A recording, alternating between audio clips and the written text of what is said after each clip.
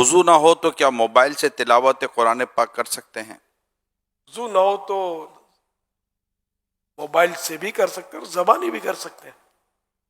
Mobile میں قرآن پاک ہو تو کیا موبائل واش روم میں بھی لے جا سکتے ہیں؟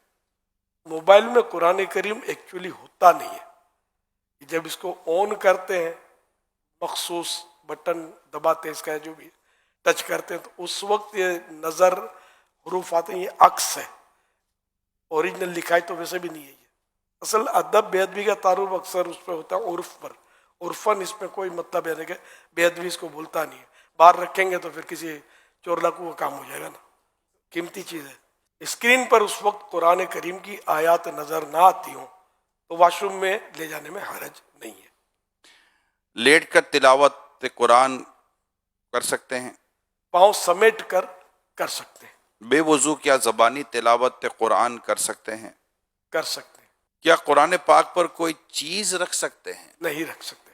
کپڑے یعنی یہاں تک کہ اگر قرآن کریم کسی باکس میں ہے اس کے اوپر بھی کپڑا نہیں رکھ سکتے. کسی کے ہاتھ سے اگر قرآن پاک چھوٹ جائے تو کیا کفارہ ہے؟ کوئی کفارہ نہیں ہے، کیونکہ جان بوجھ کر مسلمان ایسا کر نہیں سکتا. نعوذ باللہ کسی نے حقارت کے ساتھ قرآن شریف زمین پر دے مارا وہ تو کافر ہو جائے گا. لیکن یہاں جو زمین ہاتھ سے نکل گیا اور زمین پر آ گیا قرآن کریم تو مسلمان تو گھبرا جاتا ہے، یہ اب کیا کفارہ ہے پوچھنے نکلتا ہے. کفارہ نہیں ہے کوئی، اس کا گناہ بھی نہیں ہے، کیونکہ یہ خود بیچارہ پریشان ہو گیا، جان بوجھ کر تو اس نے کیا ہی نہیں. اٹھاتے ہیں اور چومتے ہاں بھی ہیں اور گھبرا بھی جاتے ہیں اور یہ بالکل. ساری چیزیں ہوتی ہیں. یہ ایمان کی مضبوطی کی علامت ہے اور خوف خدا کی بہت پیاری نشانی ہے. یہ اللہ کا کلام، میرے رب کا کلام، یہ کس سے نیچے آ گیا. کیا گندے کپڑوں میں تلاوت کر سکتے ہیں؟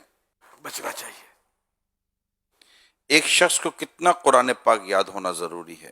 جتنا نماز میں فرض ہے پڑھنا اتنا یاد ہونا فرض، جتنا نماز میں پڑھنا واجب ہے اتنا واجب. تلاوت قرآن کے لیے کم از کم کتنے تلفظ کی ادائیگی کا لحاظ ضروری ہے؟ یہ تلفظ ہے کتنے حروف کی ادائیگی کا لحاظ؟ دوسرے حرف سے یہ ممتاز ہو جائے، نمایاں ہو جائے، یہ لکھا ہوا. لیکن یہ کہ جو قاریوں نے حرف کی صورتیں بیان فرمائی ہیں اس طرح نکالنے کی ہر ایک کو کوشش کرنی چاہیے، یعنی کہ اتنا قرآن درست ہو جس کے بارے میں ما یجوز بہ الصلاۃ، جس سے نماز درست ہو سکے. یہ ہر ایک پر یہ لازم ہے، اتنا درست ہو. اب سین اور شین کا فرق نہیں کرتے، عین الف کا فرق نہیں کرتے، ہا حا کا بھی فرق نہیں کرتے. بھاری تعداد ایسے ہوں گی جو فرق نہیں کرتے.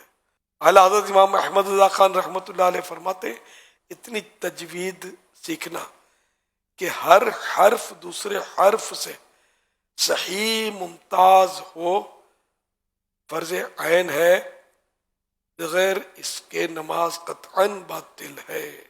کوئی بزرگ کرسی پر بیٹھے ہیں یا کوئی بھی شخص کرسی پر بیٹھے ہوئے ہیں، کیا زمین پر بیٹھ کر قرآن کریم کی تلاوت کر سکتے ہیں؟ بے ادبی ہے. اگر کوئی قریبی کرسی پر بیٹھا ہوا ہے، کوئی زمین پر بیٹھے تلاوت کر رہا ہے، تو اب اگر کرسی پر بیٹھنے والا بیچارہ اپنی مجبوری سے بیٹھا ہے تو تلاوت کرنے والے کو چاہیے کہ کوئی اور جگہ چلا جائے، ہاں فاصلہ کر لے. مساجد میں اس وقت کرسیوں پر بیٹھنے کی کیونکہ تعداد بڑھ رہی ہے تو لوگ کرسی پر بیٹھ کر، جس کو نیچے بیٹھ کر نماز جو نہیں پڑھتے، جو کرسی پر بیٹھ کر نماز پڑھتے ہیں، تو یہ عموماً قرآن کریم بھی کرسی پر بیٹھ کر ہی پڑھ رہے ہوتے ہیں.